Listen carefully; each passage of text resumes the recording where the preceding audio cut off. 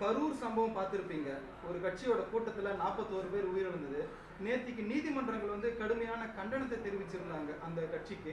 அதை எப்படி எடுத்துக்குதுங்க நீதிமன்றம்? நீதிமன்றம் என்பது நீதி சொல்வதற்காக இருக்கிறது. அதில் இரண்டு பக்கம் வாதாடினாங்க. கடைசியாக நீதிபதிகள் கொஞ்சம் கடுமையான வைத்திருக்கிறார்கள். அப்படியானால் இதில் நீதியும் இருக்கிறது, இரக்கமும் இருக்கிறது, கோபம் இருக்கிறது, கடுமையும் இருக்கிறது. இதில் வந்து விஜய் அந்த கட்சியோட தலைவர் வந்து கைது செய்யப்படணுன்ற ஒரு கோரிக்கையும் முன்வைக்கப்படுது பொதுமக்கள் தரப்பில் இருந்து. நாங்கள் யாரையும் அனாவசியமாக தளபதி அரசு கைது செய்யாது. ஆனால் ஆதாரங்கள் இருந்து தவிர்க்க முடியாமல் இருந்தால் அப்பொழுது தன் கடமையை சர்க்கார் செய்யும். எனவே வீண் பயத்தோடு அவர்கள் பிரார்த்தி கொண்டிருக்க தேவையில்லை.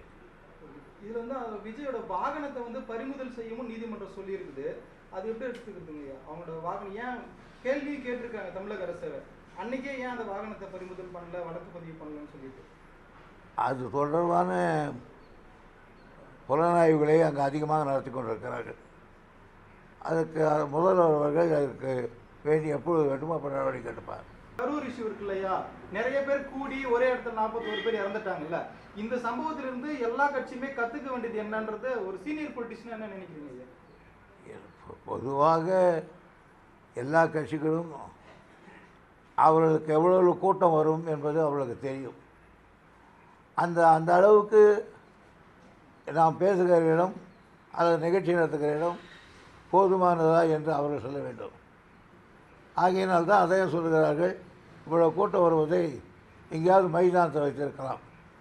அதனால் வேண்டுமென்றே நிகழ்த்து மக்கள் நெருக்கமாக இங்கே இருக்கிற பாதையை வைத்துவிட்டு அதுக்கு மேலே அவர்களோட நெரிசல் ஏற்பட்டு அதனால் உயிர் இருக்கிற 41 பேர் சாகிற நிலை ஏற்பட்டிருக்கிறது. ஆகையினால் முதலில் அந்தந்த கட்சிகள் அவருடைய நிலைமைக்கேற்ப இடங்களை தேர்வு செய்ய வேண்டும். இது மாறுதல் தேவைப்படுதுங்களா ஐயா? கூட்டம் நடத்துறதுல மாற்றம் தேவைப்படுதுங்களா? அது குறித்து தான் என்ன செய்வது என்று நாங்களும் ஒரு கமிட்டி போடப்படுகிறோம். சர்க்கார் நீதிமன்றத்தை சொல்லி இருக்கிறார்கள், விரைவில் அது போட்டு எடுப்போம். இதில் திமுக தான் காரணம்னு சொல்லிட்டு ஒரு பக்கம் பேசுகிறாங்க இல்லையா, அதில் என்ன நினைக்கிறீங்க? எங்களுக்கு என்ன காரணமாக இருக்க முடியும்? நாங்கள் போலீஸ் கோர்ஸ் இருக்கிறோம், லைசன்ஸ் கோர்ஸ் இருக்கோம், எப்படி எப்படி இருக்கணும்னு சொல்லியிருக்கோம். எவ்வளோ சீக்கிரம் கூட்டம் அதிகமாக இருக்கிறதால எப்படி நடந்து கொள்ள வேண்டும் என்று சொல்லியிருக்கோம். நாங்கள் அது மாதிரி எங்கள் மேலே குற்றம் சொல்கிறதுக்கு என்ன இருக்குது? நாங்கள் அழுத்தேன் கவிழ்த்தேன்னு சொல்லி இவ்வளோ நடந்த பிறகு கூட நிதானித்து இன்னும் சட்டத்தை நுணுக்கங்களை பார்த்து கொண்டு தான் இருக்கிறோம். ஆக எங்கள் மேலே குற்றம் சொல்லுகிறவெல்லாம் அவர் ஒரு பகல் வேஷ அரசியல்வாதிகள்.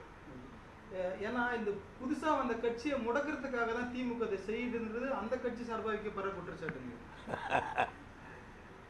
அப்படி ஒன்று எங்களுக்கு யாராவது எங்களை பயமுறுத்திடுவார்கள், முடக்கி விடுவார்கள் என்று சொல்வதற்கு நாங்கள் தயாராக அப்படி எந்த கொம்பனாலும் எங்களை ஆட்டி கூட அசைக்கிறதுக்கு பார்க்க முடியாது.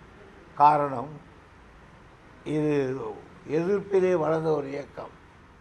அண்ணா அவர்கள் ஒரு முறை சொன்னார்கள், திராவிட முன்னேற்ற கழகம் பாஷாணத்திலே புழுத்த புழு, இதை வேறொரு பாஷாணம் அழிக்க முடியாது என்று சொன்னார். ஆகையினால் நாங்கள் பாஷாணத்தை போட்டு புழு, எந்த கொம்பனும் எங்களை தொட்டு கூட பார்க்க முடியாது.